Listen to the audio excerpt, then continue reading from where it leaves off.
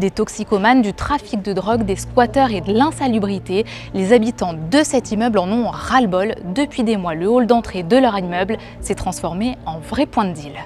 La conséquence, c'est une grande saleté après le départ de ces personnes, même des déjections dans la cour.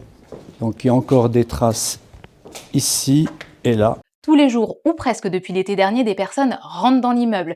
Une fois à l'intérieur, ils dealent, se droguent et squattent les lieux. Ce placard technique a même servi à cacher de la drogue et de l'argent liquide. La porte d'entrée, elle, a dû être réparée de nombreuses fois car pour rentrer, les dealers mettent de grands coups de pied dans la porte et la défoncent. Un phénomène qui coûte cher, trop cher aux propriétaires. Renforcement des ventouses pour des matériels plus puissants. Et on a fait appel également à une société de surveillance pour surveiller les entrées dans l'immeuble le soir. L'interphone a été modernisé par un système avec des badges qui sont identifiés, qui peuvent être désactivés facilement.